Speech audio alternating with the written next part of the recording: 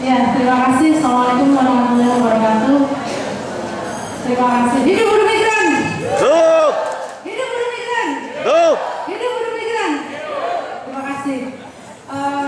Tadi Pak Juru sempat menyinggung nama saya yang sekarang memiliki usaha kelompok di Wonosobo, dan itu tidak lepas juga dari bantuan Bapak Jumbo, terutama pada waktu peresmian kelompok buruh migran di Wonosobo. Bapak Jumbo memberikan bantuan modal sebesar 10 juta, dan kita kembangkan sekarang membuka warung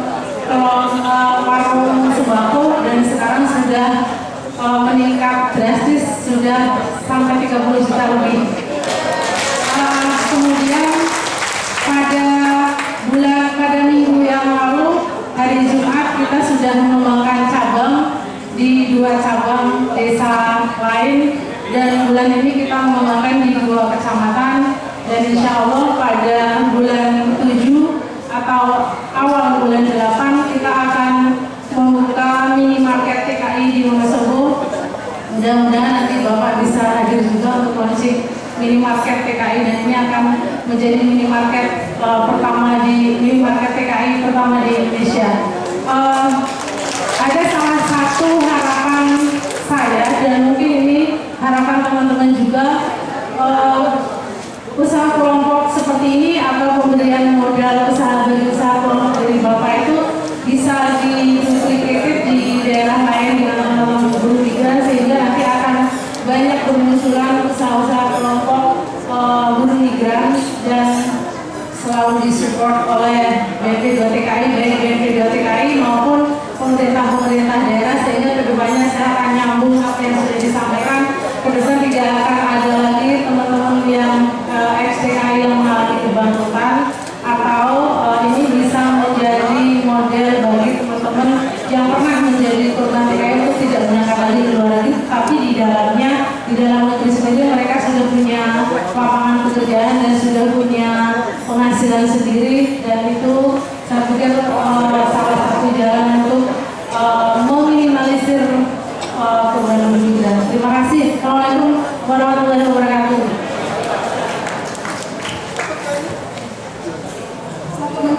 Ya ampun. Mendingan data, benar.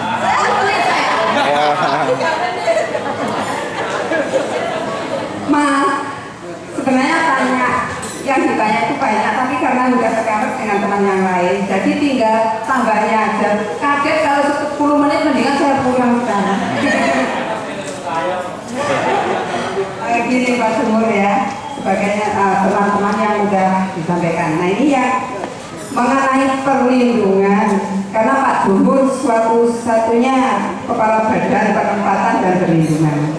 Nah untuk perlindungan ini yang paling rentan kan di sektor domestik. Maksudnya yang kalau sekarang masih ada yang bilang informal. Alangkah baiknya apabila pemerintah itu melaksanakan penempatan itu yang lebih besar kerentanannya itu Pak. Jadi jangan hanya G2G. Bisa kan yang lebih rentan apa ya? Yang sektor domestik itu dilaksanakan penempatannya oleh pemerintah. Nah itu harapan kami. Dan juga untuk perlindungan itu namanya kan harus aman dan nyaman hingga kepulangan. Kalau keamanan itu yang saat ini sering terjadi di bandara Pak, itu yang dilakukan oknum-oknum. Nah Bapak Jumbo sebagai kepala badan penempatan dan perlindungan untuk melindungi supaya oknum-oknum ini tidak lagi berkeliaran di bandara untuk memeras TKI. Saya ingin tanya pada Pak Jumbo, sebenarnya siapa, kewenangan siapa untuk mensterilkan oknum-oknum pemeras TKI di bandara? Nah, selain itu Bapak, terima kasih Bapak udah melakukan pembinaan untuk reintegrasi. Harapan kami untuk sesuai dengan teman-teman Indramayu hingga mencakup pelosok-pelosok yang lain. Dan akhirnya kalau program untuk pemberdayaan ini, saya harap yang benar-benar tepat sasaran, khususnya buruh migran. Karena bisa saja terjadi program itu ada, ternyata yang terima bukan buruh migrannya benar-benar memerlukan untuk pemberdayaan ekonomi reintegrasi. Itu Bapak. Nah untuk di BLK untuk pelatihan, saya harap pemerintah itu di BLK melibatkan minimal satu orang mantan buruh migran yang sesuai dengan negara tujuan. Misalnya untuk tujuan Hongkong, ambillah seorang mantan buruh migran Hongkong untuk terlibat dalam pelatihan agar yang benar-benar mempraktekkan itu bisa sharing pada teman-teman, bukan hanya pegangan dengan buku cuma teori tanpa praktek. Itu harapan saya. Terima kasih Bapak jawabannya. Oke, satu lagi ya, 1 menit ya Pak. Langsung saja kami dari CEO Sampo ini mewakili teman-teman yang lebih mau kami tanyakan, yaitu terkait penanganan kasus. Penanganan kasus di Musawu ini sudah 3 gelombang. Gelombang pertama itu ada 6, yang baru lolos itu baru 3, yang kedua ada 7, belum ada informasi sudah kita tangani, tapi belum ada informasi dari dinas. Terus yang terakhir yang ketiga ini juga ada 7. Nah, yang ingin kami tanyakan, ketika teman-teman TKI atau TKW pergi ke luar negeri itu, mereka ketika ada persoalan seperti pulang mereka stres, terus ketika mereka di luar negeri itu mendapat penganiayaan dari majikannya itu belum bisa melaporkan. Nah, memang setelah adanya komunitas buruh migran, mereka sudah mulai sedikit demi sedikit melaporkan. Dan dulu pernah tetangga saya sampai disetrika itu tidak berani melapor. Nah, sekarang juga masih ketika teman baru 2 minggu pulang juga kita temui, dia kondisinya stres juga tidak berani mengadu, alasannya takut kasihan majikannya nanti mbok kenapa-kenapa. Yang ingin kami minta dari pemerintah juga terkait penyelesaian kasus itu, tolonglah kita yang di desa itu kan sangat minim informasi. Memang bagus ketika TIFA dengan BNP 2 melakukan program ini kerjasama dengan Mabes dan di Cilacap, kita sudah mulai bisa mengakses, tapi ya itu penyelesaiannya itu masih sangat lambat. Kadang kalau di pemerintah desa kita juga disalahkan. Maka tolong diperkuat lagi hukum-hukum baik untuk yang tidak memihak hanya kepada orang-orang yang memiliki kebijakan. Terima kasih. Silakan Mbak Ibu bisa respon. Ya, ini untuk Mbak desa umum, desa umum ya. Jadi waktu itu orang kalau mengadukan kasus TKI itu, saya pernah lihat di televisi, saya baru pertama-tama waktu belum lama jadi kepala badan. Ada di TV seorang TKI mengadukan masalahnya, dilapor kepada kepala desa. Kepala desa lapor kepada camat, diantar mungkin ke Kadis Nakertrans, kemudian dari Kadis Nakertrans sampai ke Bupati. Nah, ternyata di meja kerja saya itu banyak surat dari Bupati. Di meja kerja saya, Bupati ini melaporkan kasus warganya. Sekarang sudah ada lagi, benar. Saya hitung kira-kira, Mbak, dari desa bahkan mungkin di gunung, di pelosok, sampai ke meja saya itu bisa 3 bulan. Ya Pak ya, kalau dia datang bisa. Akhirnya kita sekarang buat call center. Call center itu, ini boleh saya katakan, call center itu pertama pemerintah mengadakan call center gratis, yaitu untuk TKI. Sekarang orang dari gunung, dari pelosok-pelosok manapun di Indonesia, nggak usah lagi lapor ke kepala desa, nggak usah lagi lapor apa. Kalau mau cepat, dia bisa langsung telepon ke kita, dan kita catat, kita coba selesaikan kasusnya. Dan tentunya berkoordinasi ya. Tujuannya apa? Akses to justice, akses kecepatan pada keadilan. Sekarang kita mungkin sudah menyelesaikan call center kita dan crisis center kita sekitar 7.000 kasus. 7.000. sejak itu dibuka 2 tahun lalu. Jadi mereka yang tadinya merasa mana mungkin saya menyelesaikan kasus saya gitu. Saya di gunung, saya di desa, ke Jakarta, Pak Jumhur cuma bisa lihat di TV, itu nggak mungkin. Seolah-olah TK itu sepak pendek Pak, dengan telepon gratis.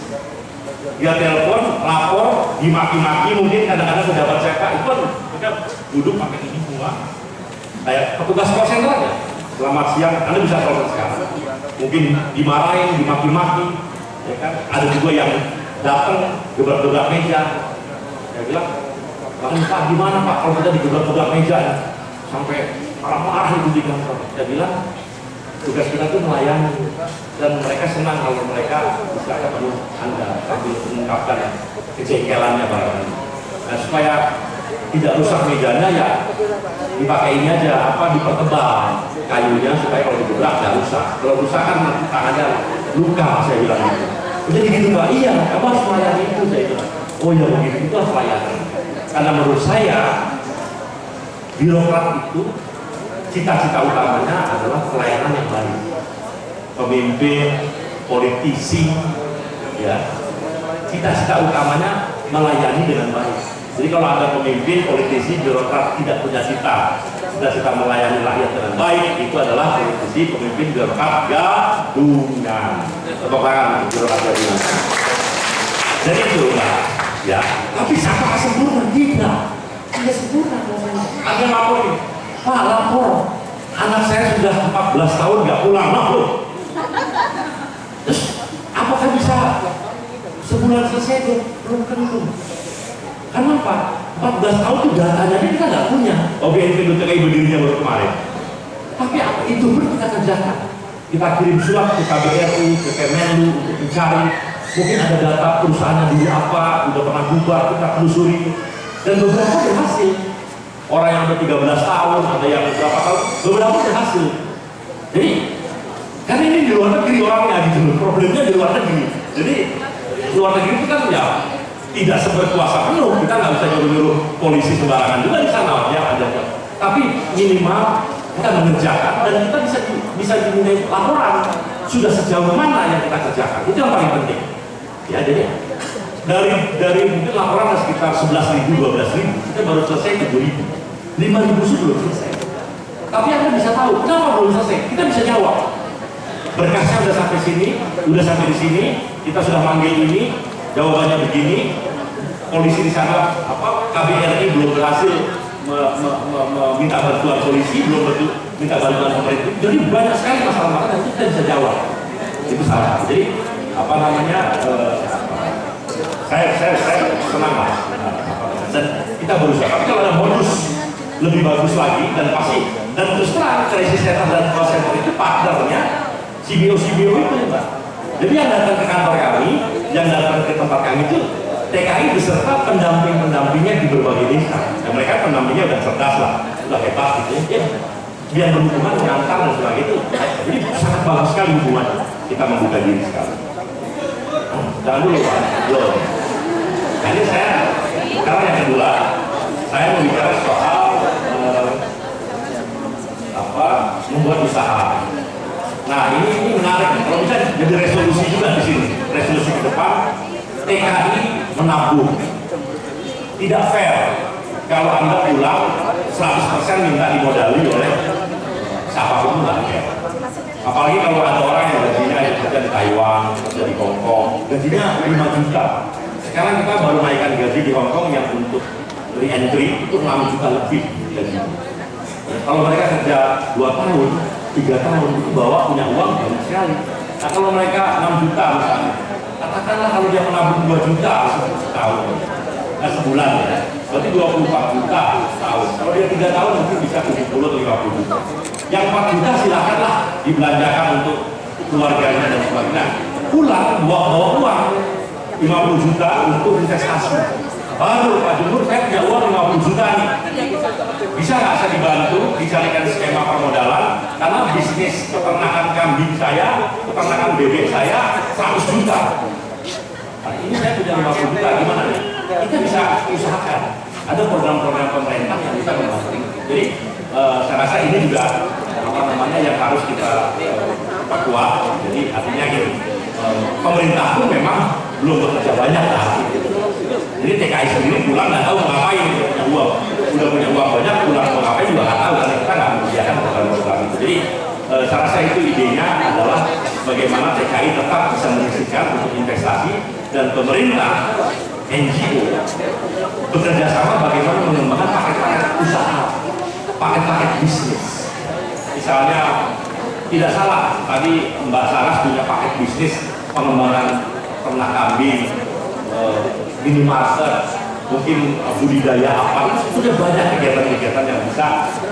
GMBK sedang bekerja sama dengan IPB, Institut Pertanian Bogor, nanti mungkin akan dapat berita. Kita akan mulai di Bogor, ya, di daerah Jawa Barat. Itu kita namanya mengembangkan integrated social farming.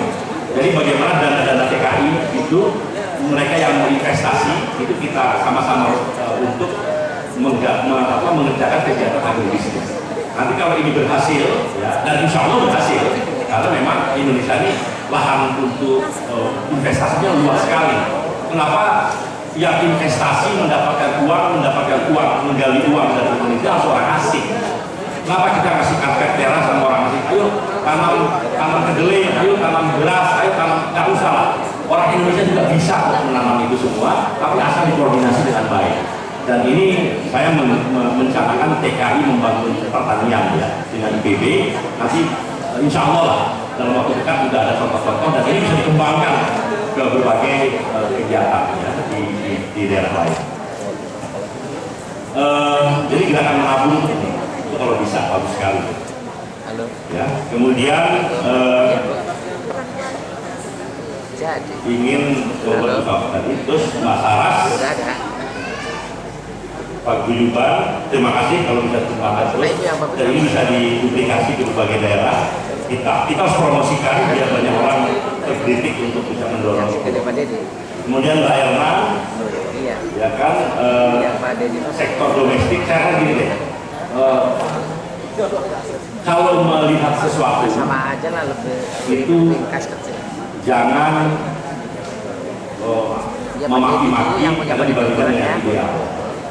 Tapi lihat juga apa-apa yang sudah kita kerjakan. Nah, sektor domestik memang idealnya kalau ada kasus itu ideal, tapi bagaimana mengurangi kasus?